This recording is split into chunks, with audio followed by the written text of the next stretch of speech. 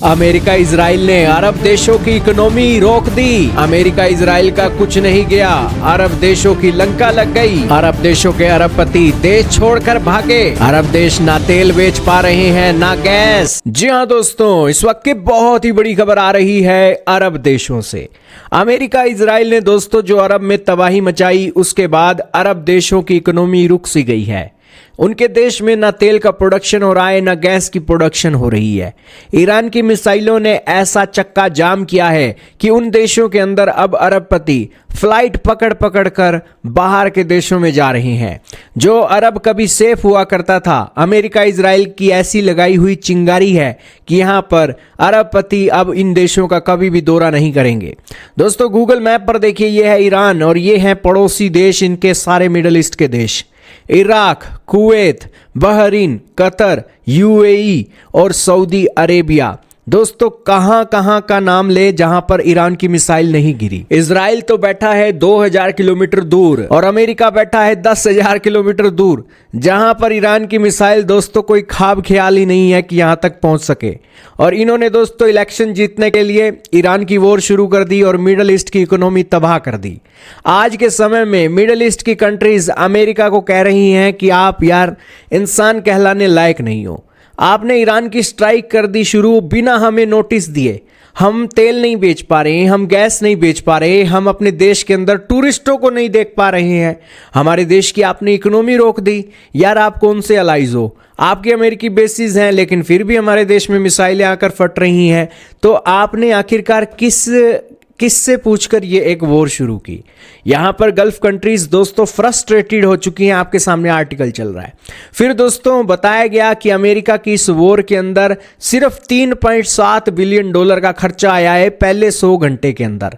दोस्तों अमेरिका जैसा देश जिसकी इकोनॉमी ट्रिलियंस ऑफ डॉलर की है, 4 बिलियन डॉलर के करीब का खर्चा आया है 100 घंटों के अंदर। अमेरिका को दोस्तों रत्ती भर का फर्क नहीं पड़ता।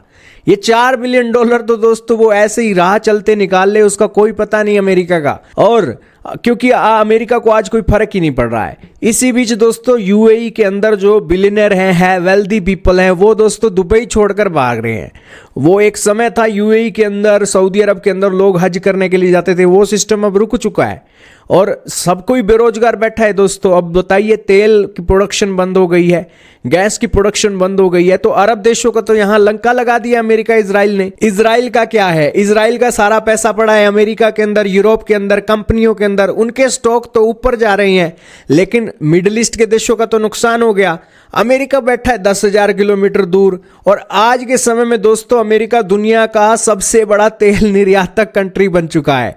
यानी कि अमेरिका को कोई फर्क नहीं पड़ता, मिडिल ईस्ट वालों तुम डॉलर में ना बेचो तेल, अमेरिका को फर्क नहीं पड़ता। उसने वेनेजुएला के तेल को हड़प लिया है। अगर आप तेल की गेम खेलोगे तो आपसे सस्ता तेल वो दुनिया में बेचेगा और आपको दोस्तों कमजोर करेगा।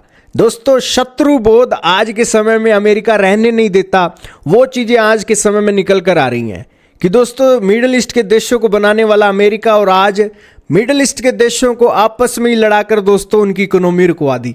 10,000 किलोमीटर दूर बैठा है, कोई घंटा फर्क नहीं उसे वहां पर इतने दूर बैठे को, लेकिन भाइयों को भाइयों में लड़वा दिया और इसी के साथ अपने देश में पॉपकॉर्न बैठकर खा रहे हैं। और यहां पर देखिए कैसे एक बना रखा है सारी चीजों को।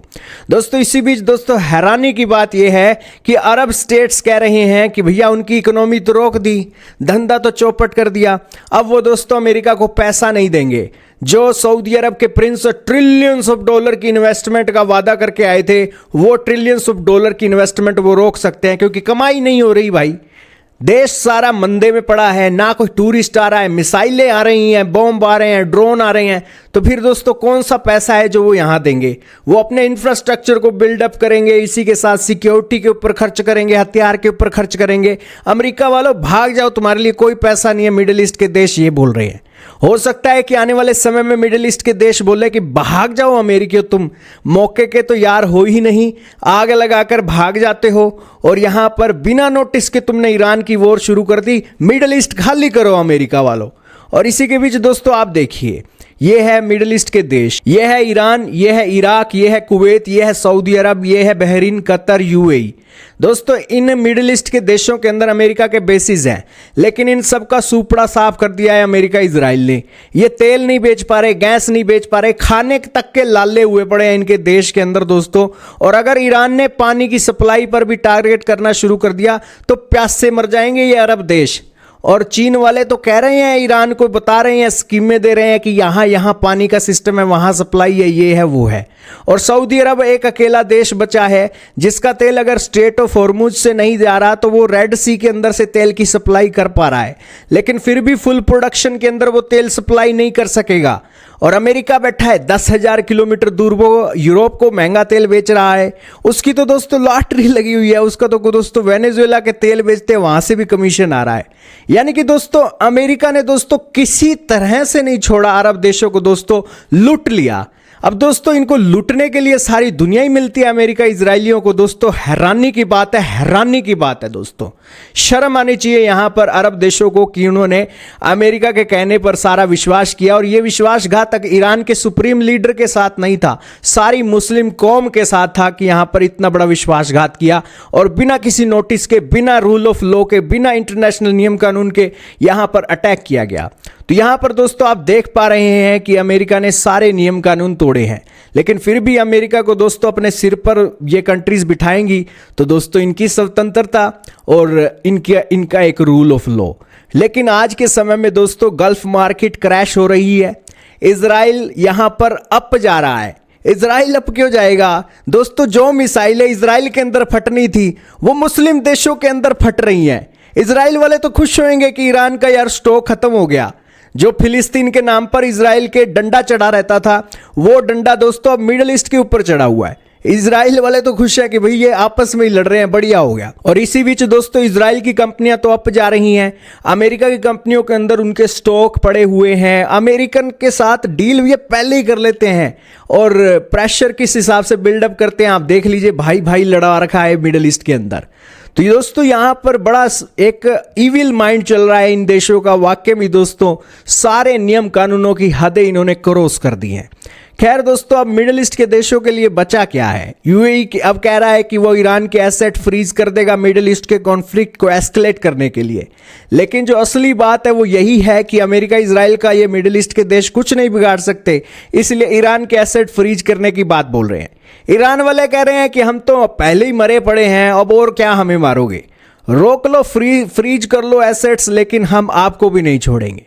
अब दोस्तों रशिया और चाइना की सपोर्ट के साथ ईरान वाले क्या का क्या ना कर दे, वो तो दोस्तों देश तबाह हो गया है। लेकिन यहाँ पर मिडिल ईस्ट के देश ईरान को छोड़कर खुद की तरक्की का जो झंडा अमेरिका इजराइल के साथ लेकर चल रहे थे, वो जो स्वार्थ था वो स्वार्थ इस सारे क्षेत्र को ले बैठा। और इसी स्वार्थ के चलते दोस्तों अमेरिका इजराइल ने फायदा उठाया और उसका नुकसान आज सारा क्षेत्र भर रहा है और पूरी दुनिया भर रही है। भारत भी बढ़ रहा है, पाकिस्तान भी बढ़ रहा है। भारत के अंदर दोस्तों तेल की कीमतें महंगे रेटों में हमें खरीदना पड़ेगा। तो इससे आप समझ पा रहे हो कि अमेरिका इजराइल इस वॉर के लिए 100% दोषी हैं और उनको कोई खतरा नहीं है अपने देश के अंदर बैठे हुए। उनके पास एडवांस टेक्नोलॉजी है, अथाह पैसा है, लेकिन फिर भी दोस्तों ये इन्होंने जो वॉर शुरू की है, वाकई में दोस्तों आज के इस मॉडर्न वर्ल्ड के अंदर जहां पर इतनी टेक्नोलॉजी है, इतनी सुविधाएं हैं, आर्टिफिशियल इंटेलिजेंस है, ये दोस्तों नामुमकिन बात लगती है कि यहां पर अमेरिका इजराइल ने अपना इविल माइंड प्ले करके इस वॉर को शुरू कर दिया।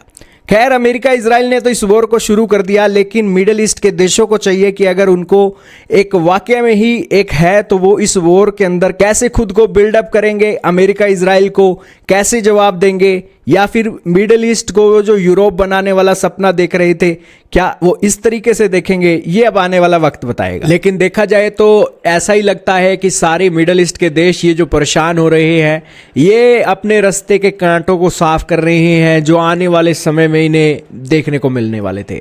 अब दोस्तों देर या सवेर ईरान की मिसाइलें खत्म होंगी और उसके बाद ये मिडिल ईस्ट के देश बैठकर चांदी छापेंगे, सोना छापेंगे, इस उम्मीद से दोस्तों ये मिडिल ईस्ट के देश चुप बैठे हैं। जरूर कहने को इक्का दुक्का ये विरोध दर्ज करा देते हैं, लेकिन इन्हें भी पता है कि at the end of the day ये सपोर्ट अमेरिका और इजराइल को ही करेंगे। और इसी बीच दोस्तों ईरान जो इजराइल को मान्यता नहीं दिलवाने देता था, हो सकता है दोस्तों इस जंग के बाद ये सारे मिडिल ईस्ट के देश इजराइल के अंदर बैठे हों और यहाँ पर इजराइल के प्रधानमंत्री को मान्यता दे रहे हो, उसके देश को मान्यता दे रहे हो। खैर दोस्तों, आपका क्या मानना है कमेंट सेक्शन में बताइएगा। लेकिन दोस्तों यहाँ पर कोई भी रुख साफ नहीं है कि कौन किसकी तरफ है, लेकिन यहाँ पर एक बात साफ है कि अमेरिका इजराइल मोटी इनकम जनरेट कर रहे हैं। Bharat, Pakistan, Asia, middle east के देश यहाँ पर मोटी कीमत चुका रहे हैं। अमेरिका इजराइल मोटी चांदी कूट रहे हैं, मोटा पैसा कमा रहे हैं।